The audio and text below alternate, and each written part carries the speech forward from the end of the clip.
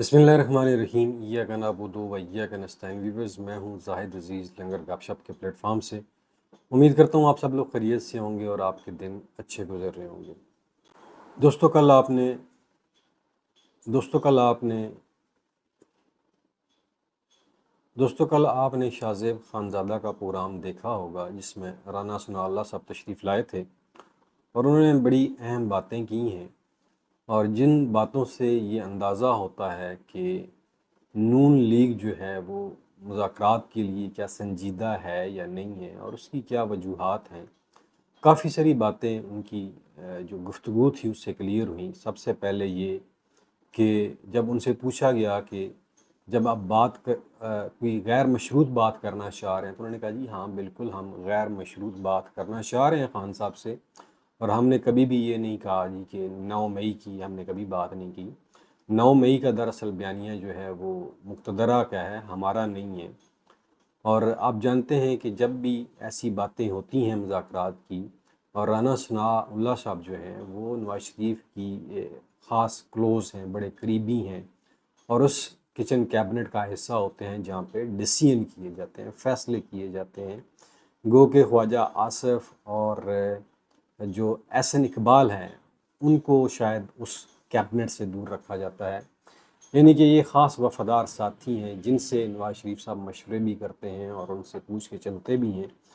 और राना सनाउल्लाह साहब को इसलिए भी कदर की निगाह से देखा जाता है नून लीग के अंदर कि उन्होंने फार्म 47 वाली सीट एक्सेप्ट नहीं की थी। वहाँ पे निसार जट जो हैं वो कामयाब हुए थे पीटीआई के और उन्होंने कहा था जी मुझे ये 45-7 वाली सीट नहीं चाहिए, 47 फार्म वाली सीट नहीं चाहिए। वेयर एज़ ख्वाजा आसिफ आप जानते हैं कि वो 47 फार्म के ऊपर बने हुए हैं और एहसन इकबाल भी इसी के ऊपर बने हुए हैं। तो इसलिए और मरीम नवाज़ और उनका पूरा टब्बर ही 47 फार्म के ऊपर बना हुआ है, जाली मैंडेट है उनके पास।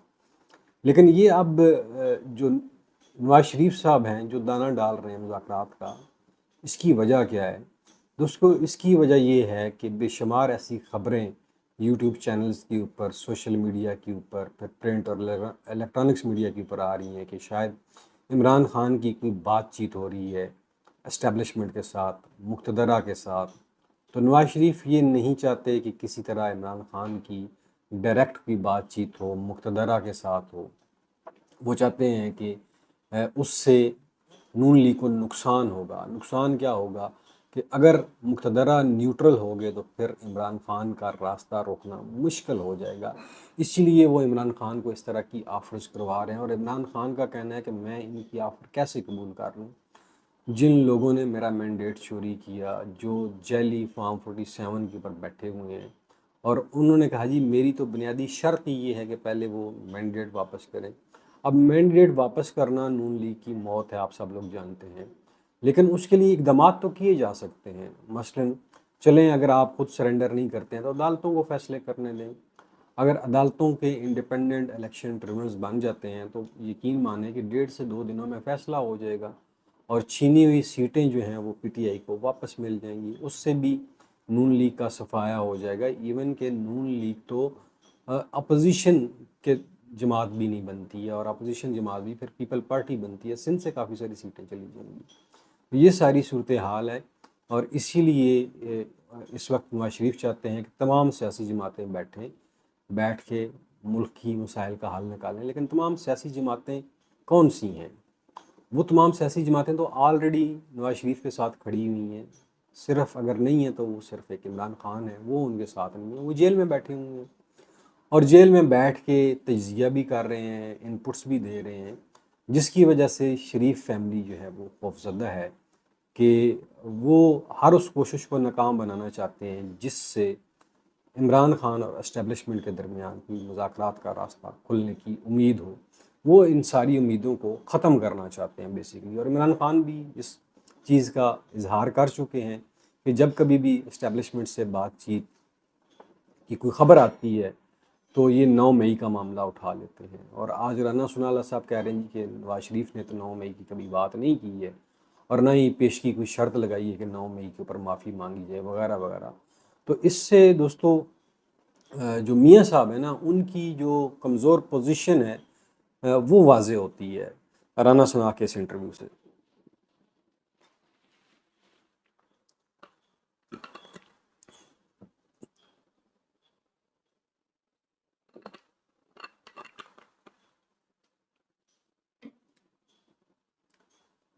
फिर मेरा एक और मशवरा भी है मियाँ साहब को, अगर आप मुज़ाकरात में वाक़ई संजीदा हैं, तो वफाक में आपकी हुकूमत है, पंजाब में आपकी हुकूमत है, तो फिर पहले आप जो कॉन्फिडेंस बिल्डिंग मेजर्स होते हैं वो स्टेप्स तो उठाएं, ताकि पीटीआई को ये इशारा मिले कि हाँ वाकई आप संजीदा हैं। मसलन पीटीआई कारकुनों के ऊपर जो क्रैकडाउन किया जाता है उसको आप ख़त्म करें। फिर जो रैलियां पीटीआई करना चाहती है उनके ऊपर पाबंदियां ख़त्म करें। एक तरफ तो आपके सेनेटर्स जो हैं वो असम्बली में बिल पेश करते हैं कि इस्लामाबाद में कोई जलसा नहीं होना चाहिए, अगर कोई बगैर इजाज़त जलसा करेगा तो उसको 3 साल की सज़ा होगी, और उसमें शरीक होने वालों को भी 3 साल से 10 साल की सज़ाएँ हो सकती हैं। और दूसरी तरफ राना सना साहब टीवी के ऊपर बैठ के कहते हैं जी हम मुज़ाकरात करना चाहते हैं, तो ये डबल स्टैंडर्ड तो नहीं हो सकते। अगर आप मुज़ाकरात में वाकई संजीदा हैं पीटीआई के साथ, तो उनकी जो क़यादत है उनके साथ मिलें, बातचीत करें, और पहले कॉन्फिडेंस बिल्डिंग मैयर के तौर पे कुछ स्टेप्स उठाएं, उन्हें रिलीफ दें, पंजाब में जो उनका हक है वो उनको दें।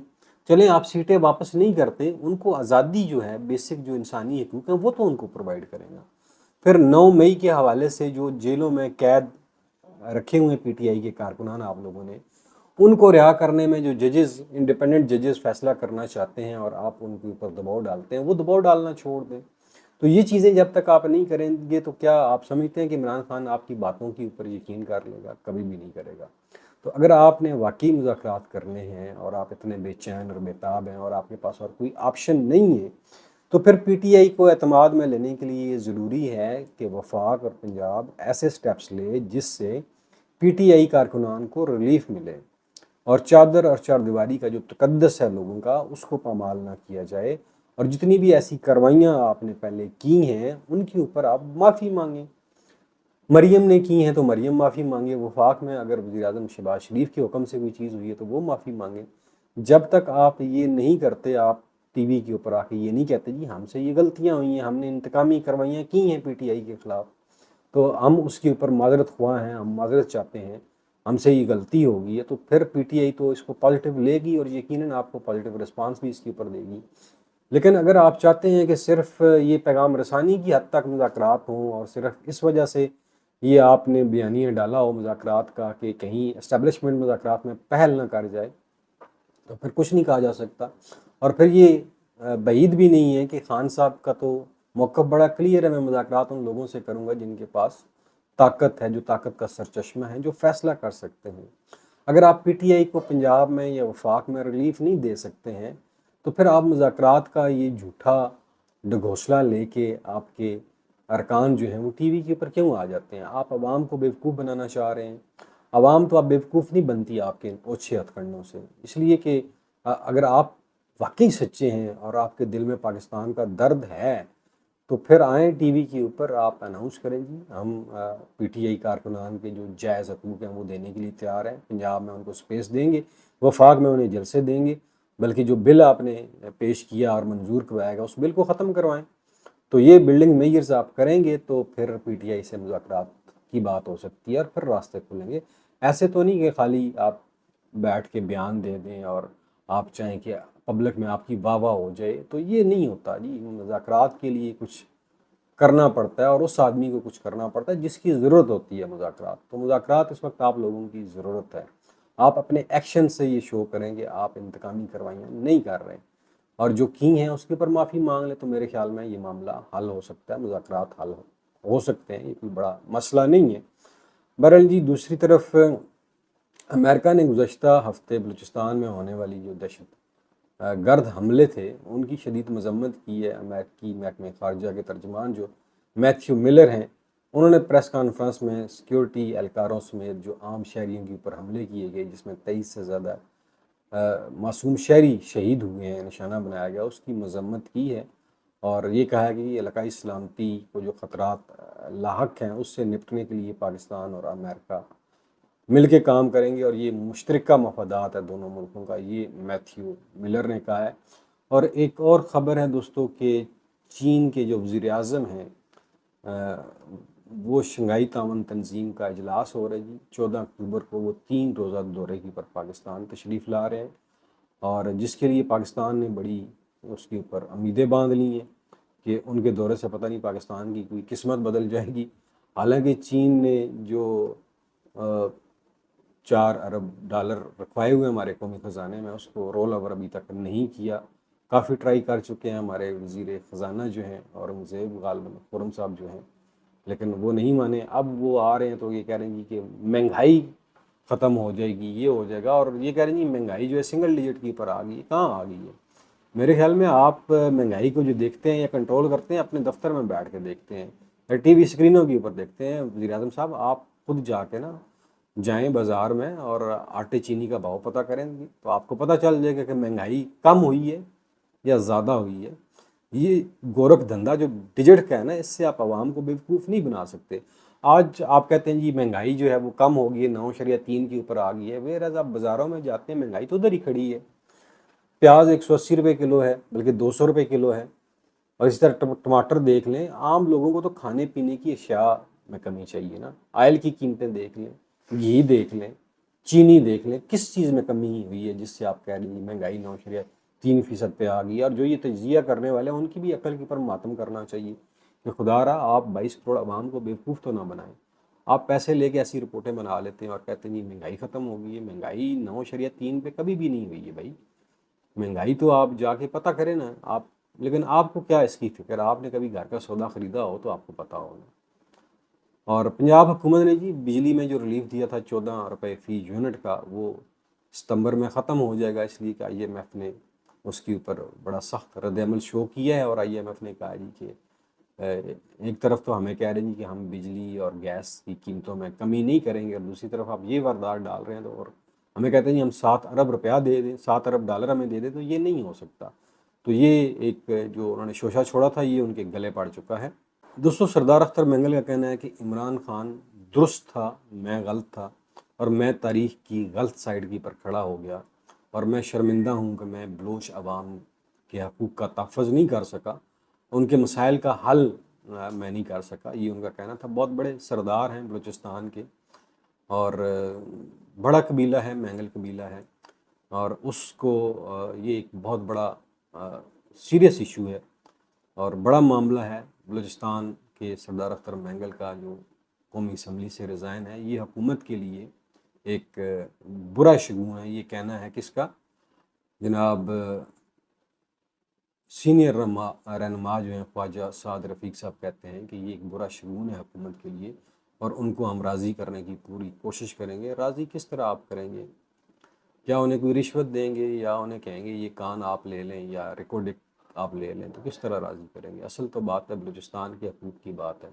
फिर उन्होंने बात की अख्तर मैंगल साहब ने कि कल 4 नौजवानों की लाशें मिली हैं जिनकी आँखें निकली हुई थीं, और उनके ऊपर तशद्दुद किया गया था। तो पुलिस कहती है ये इनकाउंटर में मारे गए हैं, वो आँखों से अंधे थे, वो कैसे आपके ऊपर हमला कर सकते हैं, और इनकाउंटर कैसे आपने कर दिया उनका?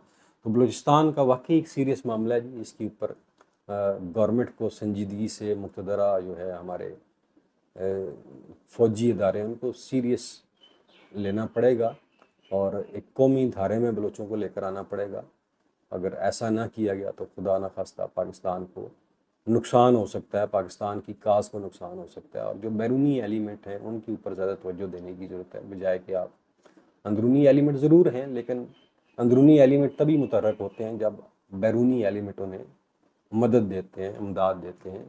तो सबसे पहले अब वो इमदाद जो बैरून से आती है, कोई नाम नहीं लेता, इंडिया से आती है, राह से आती है, उसकी जो सप्लाई लाइन है उसको कट डाउन करें, और फिर जो अंदरूनी एलिमेंट हैं उनसे निपटें। ये तरीका होता है, हर जगह पे यही प्रोसीजर होता है, बजाय कि आप सियासी जमातों को निशाना बनाना शुरू कर दें। ये बात समय से बाला तर है। ये चीज़ें दोस्तों व्लॉग लंबा हो जाएगा, इसी के ऊपर हम अपना व्लॉग ख़त्म करते हैं। आखिर में अपना और अपने प्यारों का ख्याल रखिएगा। मुझे दीजिए इजाज़त। पाकिस्तान जिंदाबाद।